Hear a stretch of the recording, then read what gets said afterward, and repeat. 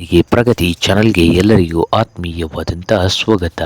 ಇಂದಿನ ಜೋಳದ ಮಾರುಕಟ್ಟೆಯ ಬೆಲೆಯನ್ನು ನೋಡಿಕೊಂಡು ಬರೋಣ. ಇನ್ನು ಯಾರು ಹೊಸದಾಗಿ ಚಾನಲ್ ನೋಡ್ತಾ ಇದ್ರೆ ಸಬ್ಸ್ಕ್ರೈಬ್ ಆಗಿ. ನಾವು ಪ್ರತಿದಿನ ಮಾರುಕಟ್ಟೆಗಳ ಬೆಲೆಗಳ ಅಪ್ಡೇಟ್ ನೀಡ್ತಾ ಇರ್ತವೆ. ಚಾನಲನ್ನು ಈಗಲೇ ಸಬ್ಸ್ಕ್ರೈಬ್ ಆಗಿ. ಇಂದಿನ ಜೋಳದ ಮಾರುಕಟ್ಟೆಯ ಬೆಲೆಯನ್ನು ನೋಡಿಕೊಂಡು ಬರೋಣ.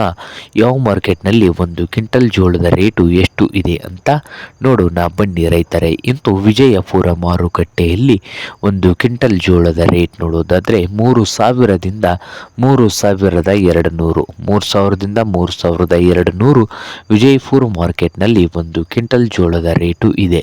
ಹಾಗೆ ಹುಬ್ಳಿ ಮಾರ್ಕೆಟ್ನಲ್ಲಿ ನೋಡೋದಾದರೆ 1,800ದಿಂದ ಹಿಡ್ಕೊಂಡು ಕನಿಷ್ಠ ಬೆಲೆ ಒಂದು 1,800ದಿಂದ 3,300 ಲಾಸ್ಟ್ ರೇಟ್ ನಡೀತಾ ಇದೆ.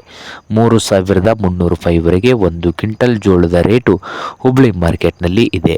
ಹಾಗೆ ಸಾಂಗ್ಲಿ ಮಾರ್ಕೆಟ್ನಲ್ಲಿ ನೋಡೋದಾದರೆ 3,000ದಿಂದ 4,000 ಸಾಂಗ್ಲಿ ಮಾರ್ಕೆಟ್ನಲ್ಲಿ ಒಂದು ಕ್ವಿಂಟಲ್ ಜೋಳದ ರೇಟು ಇದೆ.